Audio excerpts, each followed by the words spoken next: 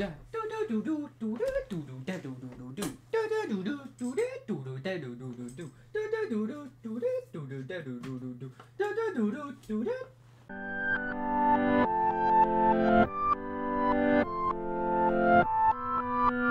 everyone, my name's Stonesy Boy and welcome back to Reading with Stonesy. Today we are reading pages 81 to 100 in Five Nights at Freddy's Tales from the Pizzaplex number 2, Happs, Chapter Happs. I don't know why I keep explaining it like that every episode, but maybe that'll be my new thing, who knows. Anyways, without further ado, let's begin. Suddenly, Aiden felt pretty stupid. Why did he and Jace think it was too much fun to torment little kids? "You're bullies too," the little girl said. They started crawling toward them. "Now get out of our way or I'll punch you." Aiden didn't doubt the girl would follow through with her threat. He nudged Jace, and the two teens turned to crawl to another pipe. They weren't running away or anything, obviously. Who ran from a 5-year-old? Aiden's ego wanted him to be clear that that's what he and Jace crawled. So why did they retreat so quickly? Well, for sure, it wasn't that Aiden was afraid of a 5-year-old girl's punch. The real reason he wanted to get away from the girl as fast as possible was that he didn't think his ego could survive being bested by a munchkin he'd been trying to scare. Serve them right, he figured. Scaring little kids wasn't exactly a nice thing to do. "Yeah, that's right," the little girl called out behind them. "Run away and don't come back." Aiden didn't bother responding to the little powerhouse. He was ashamed of himself. Apparently, Jace wasn't feeling too good about himself either. He didn't say anything for several minutes as Aiden led them through a series of several twisting tubes. Finally, at a junction with 3 new pipe offshoots, Aiden stopped and looked at Jace. "Do you feel like as big a jerk as I do?" he asked his friend. Jace dropped his head. "Yeah." They sat in silence for a few seconds. Aiden gazed at Jace with pouch, the little kids, and the other pipes. Then he craned his neck to look around into the main walkway of the Pizzaplex. He suddenly wished he and Jace were down there having fun instead of being up here trying to take out their frustration on poor little kids. Not that the little girl had fit that description at all. Jace nudged at Aiden. "Let's find a slide and get out of here." "Good idea. You lead." Jace nodded. He crawled into the nearest pipe opening. Aiden went into behind him. A few feet along a new pipe, Jace started to lead him past the pink offshoot tube in the right. Suddenly, he gasped and faltered. "What?" Aiden asked. He squeezed up in his friend and looked down the pink tube. Jace laughed sheepishly. "It's just Happs. He surprised me is all." Aiden didn't tease Jace for his reaction. Aiden could see how Happs is startling Jace. The robot was only a couple feet away, facing a green tube that led off the pink tube. Happs' big foam hands were pressed against the heavy plastic on either side of the green tube's opening. Aiden could see that beyond the hole, the green tube's green plastic was bulging enormously. Apparently, sensing Aiden and Jace watching them, Happs rotated a squarish head and smiled widely. "Hey, Happs," Jace said. "Hello," Happs said in a chirpy tone. Happs' voice was robotic and stiff, and it was high-pitched and came out of a cheerful sing-song cadence. "I'm Happs. Are you lost?" From that, Aiden and Jace had discovered in their previous encounters with Happs that Happs' go-to first line. "No, we're fine, Happs," Aiden said. "I'm happy that you are fine," Happs replied. Conversation wasn't Happs' forte, but he was a pretty quiet robot. Besides his simple phrases, the only sounds Happs emitted were hums and whirs of his servos and churning of black rubber treads on the used to get around. The treads looked in place, his legs and feet. In spite of Happs' stiff speech, he was likable. The robot was clearly designed to make kids feel safe. About 2.5 feet tall, Happs appeared to be made out of a combination of plastic, metal, rubber, and foam. Happs' torso was shaped like an isosceles quadrangle. A fact Aiden was proud to know. He liked geometry, and they made of gray metal. A couple of small doors were set in the torso. Aiden wasn't sure if they were for articulated metal arms, gray except for black and yellow security stripes painted around the bicep area, extended from the quadrangle's sides. The arms ended in a big white foam hands that looked like they were number 1 foam hands the kids wore at the football games. A round plastic head sat in the short edge of the quadrangle-shaped torso. The head was topped with a flashing yellow security light. Although Happs' big brother treads in gray metal gave him vaguely tank-like appearance, the face countered with an industrial look, featured bright yellow eyes, round cheeks of more black and yellow striped paint, and large tilted mouth full of black-lit grinning teeth. Happs was in a friendly demeanor. As Aiden and Jace looked on, Happs lifted one of his big foam hands and gave him a thumbs up. Aiden and Jace returned the gesture. As soon as they did, Happs turned back to opening the green tube in front of them. Something clicked, and swishing around accompanied with the sudden appearance of a mirror. The mirror slid into place like a spaceship door, blocking the green tube. As soon as the mirror partition settled, Happs turned and trotted down the offshoot, away from Aiden and Jace. As he went, one of the little doors on Happs' torso opened, and a third arm unfolded from the opening. A telescoping extender, the arm ended up curved sponge and wiped the pipe's interior as Happs passed through it. The arm moved so fast it was hard to follow it. And not only was the arm sponging, it was also spraying a floral-smelling disinfectant that Happs used liberally. And the sponging and spraying made Happs look like a miniature mobile car wash. That was cool, Jace said. Aiden pulled a gaze from Happs. He nodded and crawled past Jace into a pink tube. He poked at the mirror and it disappeared. There has to be some mechanism here. He ran his fingers along the edge of the mirror. Jace crawled up next to him, and he, too, prodded the edges of the mirror. I don't think Happs is a wizard, so yeah, you're right. The mirror didn't come out of nothing. The boys explored the edges of the mirror for another minute or so. They found nothing. Aiden plopped back on his butt, crossing his legs. I think I know why these mirrors show up. Why? Before this mirror blocked the opening, I saw that problem with the tube. I wonder if they use the mirrors as better to shut off parts of the maze that need maintenance. Kind of like emergency doors that close in a submarine if it starts to take on water. Jace nodded. It makes more sense than using them to confuse us, and for sure they'd have some way to handling problems. They wouldn't have to be shut down the whole fortress if there was an issue in one area. Aiden gave a mirror one last look and then nudged Jace. Come on, let's stop hassling little kids. Let's see if we can find Happs again. Maybe he'll lead us somewhere interesting. Aiden pointed down the pink tube. Happs no longer in sight because the pink corridor took several sharp turns and another tube bisected it. That tube obscured the view of the pink pipe behind the turns. But Happs didn't gotten too far from what Aiden had seen. Happs' rubber treads didn't appear to be built for speed. Sure, why not? Jace agreed. You lead now. Aiden nodded and started crawling down the pink tube. He led Jace around the bends and paused when he encountered 6 different options. Because they were on top of the maze, none of the tubes led upward. 3 were lateral, 3 headed downward. 2 of the 3 were gradual descents made for more crawling. 1 of the 3 was a slide. A bright blue see-through pipe chanted a sharp descent. Hey, Jace said, panting as he reached Aiden's side. You found a slide. Aiden nodded. He looked for another 2 openings, but he was conflicted. He wanted to find Happs again, but the slides were fun. I know what you're thinking, Jace said. We were looking for Happs, but what if we went down the slide too? That's a good point. Aiden turned toward the slide opening. Let's go for it. Aiden flipped onto his butt so he could wriggle into the slide feet first. He listened to Jace slither into place behind him. Hang on, my belt loop, Aiden said. Don't worry, I will, Jace replied. I haven't forgotten. Jace was talking about the second time they found a curling slide. Around halfway down, they got split up when the slide forked and set them opposite directions. Fortunately, they both managed to find their way to the maze exit pretty quickly, and they re-entered the maze together. The next time they used the slide, they made sure they were hooked together, and they ended up in the same place. Ready? Aiden asked. Ready. Aiden pushed off the slide walls, and he and Jace whooped as they shot downward, whipping around a sharp curve, skimming through the fluorescent blue pipe. Aiden felt a cool air on his face. For an instant, he felt free. If only he could be instant to last forever. Even though Aiden kept busy with his hooping and juggling and yo-yoing and jump roping, and he got great grades, he wasn't exactly happy. The truth was, Aiden was pretty much hated his life. He often wished he could have a do-over. He knew he could change his looks, but maybe if he hadn't tried to compensate for them by learning weird skills, the other kids might have taken him more seriously. Maybe his parents would have paid more attention to him. Maybe. Aiden shot out of the blue pipe, landed on a dimly lit pit filled with glow-in-the-dark rubber balls. Jace tumbled over Aiden, then propped upright. The two swam through the balls into a neon-marked opening on the far side of the pit. As soon as they were out of the pit, they crawled into a yellow and purple striped pipe. That's one of the 3 options. They picked it randomly. That was a good one, Jace panted as they crawled. Yeah, Aiden agreed. They stopped at a junction on another pipe. He gestured at it. I want to go that way, or do you want to keep going straight?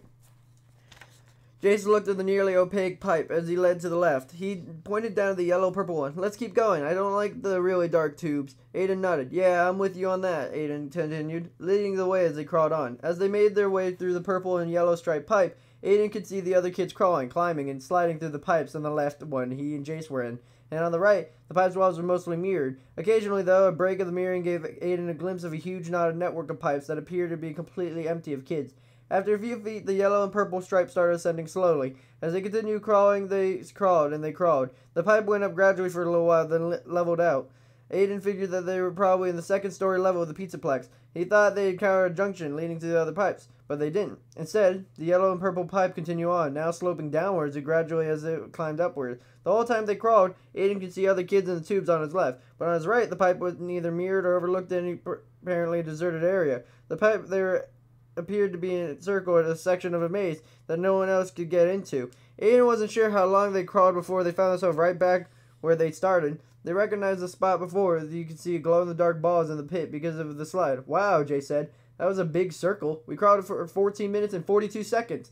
Leave it to Jace to keep time. Did we miss an offshoot? Aiden asked. Jace shook his head. Besides the dark pipe, I don't see any options. Aiden cocked his head. That means the part of the maze inside a circle we just met was our own thing. Did you see that? No one was in those pipes. I noticed that. It would be great to check it out. There has to be a way to get to it. Well, Jace said, if all those mirrors are partitions like you think, they're blocking the way. That means there's no way we can get in. Aiden looked toward where they passed the black pipe opening. Unless the dark tube leads to the area. Oh yeah, it might. You might want to go see? Aiden asked. Sure. This time, Jace took the lead. He crawled down the yellow and purple tube as they reached off the dark chute. There, he paused and looked over his shoulder. I'm with you, Aiden said.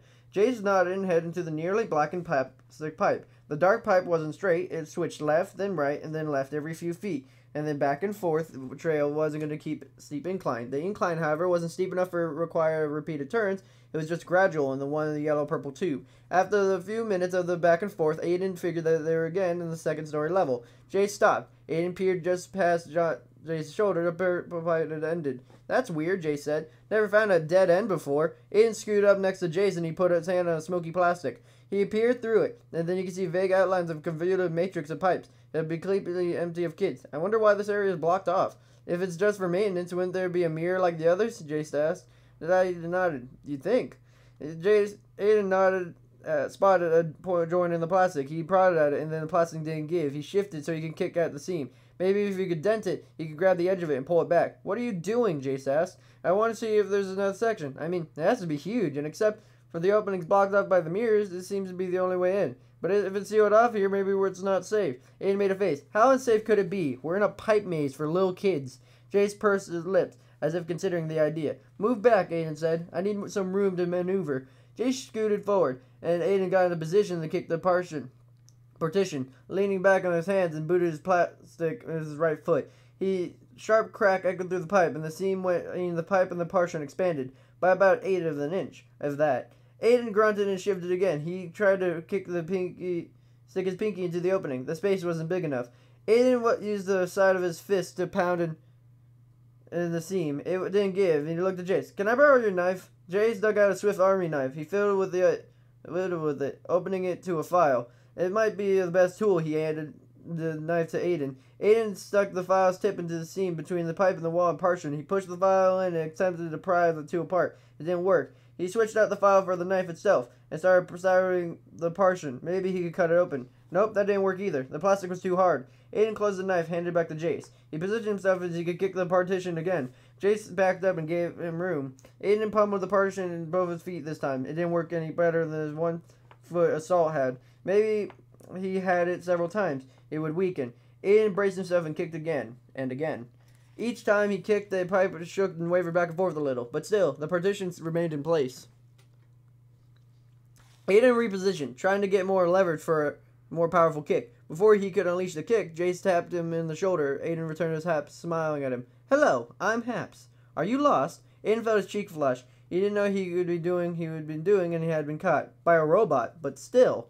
Hi, Happs, Jace said innocently. No, we're fine. Happs' yellow eyes dimmed for an instant, and then brightened again. His smile widened. His teeth glowed. You are lost. I will lead you out of Freddy's fortress. Please come with me. Happs reached out an oversized foam hand and tried to take Jace's arm. Hey, Jace protested. He jerked his arm away from Happs. We're not lost, Aiden told Happs. We don't need your help. Happs ignored Aiden. You are lost. I will lead you out of Freddy's fortress. Please come with me. Aiden rolled his eyes. Yeah, we got that. Thanks, but no thanks. We're fine. I'm sorry, but we're messing with the wall here. We were just curious, but we're fine. We can find our way out. Happs' smile brightened into a nearly blinding level of illumination. You are lost. I will lead you out of Freddy's fortress. Please come with me. Once again, Happs reached for Jace. Aiden quickly leaned forward, and then Happs and his friend. He threw his shoulder into Happs. The robot skidded back a few inches. Aiden was surprised how lightweight Happs was. Encouraged, he pushed Happs with both hands. Go on, Aiden said. Go away. We're fine. The light in Happs' eyes blinked several times. Happs appeared to look past Aiden and Jace as he was approaching a partition. Then Happs looked directly at Aiden. You are lost. I will lead you. Shut up, Aiden shouted, and then shoved Happs another time. Happs scooted away, but he tried to turn closer again. Aiden was fed up. Aiden and Jace had liked Happs, but they thought he was friendly. Now the robot was being as bossy as everyone else in Aiden's life. Aiden's head was suddenly filled with voices of his parents and teachers and classmates. Do this, Aiden. Don't do that, Aiden. Hurry up, Aiden. You're not doing that right, Aiden. You're a freak, Aidon.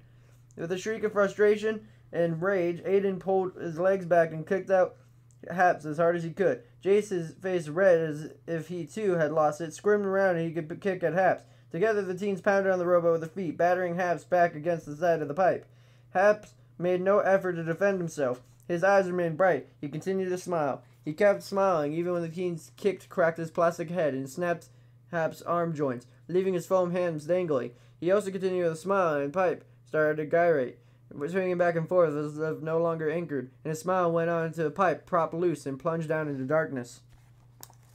Aiden landed on his back hard. His head whacked something solid beneath him. A sharp flash of pain radiated in his spine. He groaned. For a few seconds, he lay still while he tried not to panic. Had he broken anything? Aiden tentatively moved his hands, and then his arms and legs. Everything seemed to be working okay. Moving slowly, Aiden felt around. His upper body seemed to be plastic pipe.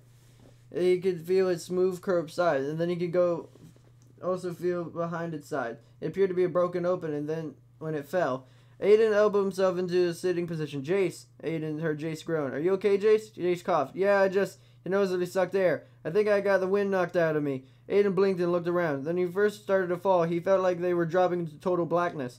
Now he realized he could see the surroundings. The lighting was dim, but his eyes were adjusting to the shadows. He could tell he had landed inside the area they had been trying to reach. Well, okay. This was the most efficient way to get in, but they're in. Aiden heard a scrape, and then he looked over to see Jace sit up. Aiden rotated his head and then scanned the area around him. Where's Happs? Jace asked. Aiden cringed. He forgot about Happs. He looked all around, too, and he didn't see the robot. Had Happs avoided the fall? Happs must have not fallen with us, Jace said. Aiden looked up. Just as he did, he heard a hiss. And he watched, and it appeared to be a clear partition over a space. They had just fallen through. He blinked. Hey, Jace, look. He pointed at the clear partition. Jace looked up. He frowned. What is it? A partition just slid through into place there, as if it like another pipe. But it's not a mirror. He had to look through. Look. Jace rubbed his head and tilted his gaze upwards. You know what? Aiden asked. I think those mirrors are two-way. On the other side, it looks like a mirror, but in a closed-off area, it's like glass. See? Jace nodded. Aiden looked around. I think we're the only ones in this section. What about them? Jace pointed. Aiden looked in the direction of Jace's finger, then examined their surroundings again. It appeared as if Aiden and Jace had fallen to a junction area, a closed-off web of pipes. 4 corridors opened up in the junction, which is now sealed up above them. Beyond the corridors were transparent like all other pipes in the fortress. The main part of the maze was visible. Jace was pointing at a group of kids who appeared to be crawling past the junction just a few feet away. Obviously, though, the kids couldn't see them. The two-way mirror partitions hid Jace and Aiden from view. Aiden carefully shifted under his hands and knees. Well, we might as well explore. We have a whole area to ourselves, and it's huge. Aiden threw out a hand to indicate a separate area of the maze. Jace grinned and nodded. He rubbed a scrape on his elbow. It's like our own town, Aiden and Jaceville. Aiden laughed. We gave Jace a playful punch. You're such a dork. Yeah, and proud of it. Jace gazed at the pipes opening around them. Which way do you want to go first? Aiden shrugged. You pick. I don't think it matters. Let's just go and see where we end up. Works for me.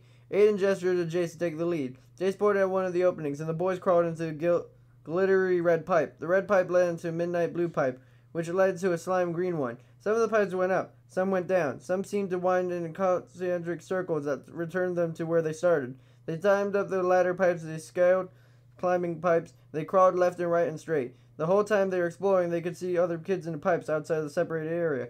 Being a part of these kids made Aiden feel special. He liked it a lot. So at one point, when Jace paused and catch his breath, Aiden pointed at the tube and looked like ascended gradually. Let's go that way next. You might find a hidden tunnel. Slide. After you, Jace said. Aiden led Jace into his ascending pipe, which was a deep golden color. Beyond the pipe, Aiden could see a roller coaster track, and as he watched the cars streak past, as they continued to climb, they were able to look out at the rest of the Pizzaplex. Higher they got, the smaller the people down below looked. Being up there above the pint-sized form made Aiden feel important, or at least more important than he actually felt. The perspective of the people in the Pizzaplex had already been available for him in the maze, but somehow it was better than Aiden knew they were invisible to the people outside the maze. It looked like a Namidi it gave him. The month before, Jason and Aiden asked what superhero power they would choose if they had one. Flying, amazing strength, teleporting, x-ray vision? I'd go for strength, Jace had said. It'd be amazing, little strong guy. He laughed and pointed at Aiden. Which power would you pick? Invisibility, Aiden had answered without any thought at all. If he was invisible, he wouldn't be judged for how he looked. He would go wherever he wanted to go. He'd be in control. Being hidden in this section of the maze was kind of like that. He and Jace could go wherever they wanted inside the partitioned off area. No one would see them do it. No one would stop them. Aiden and Jace passed up every offshoot they encountered. They climbed up and up the circuitous path to the highest level of the maze. They figured and they reached the top, they'd stay up there and look for a slide. but it took a while to reach the top because they stuck with the slowly ascending pipe ahead of the opting for the ladder pipe and the pipe that was climbing holds. That's okay. They were in no hurry. When the pipe they crawled through leveled out, they had a choice of 3 offshoots. The first one they chose meandering around the upper level for a while before leading them to a convoluted series of twists and turns, back to where they started.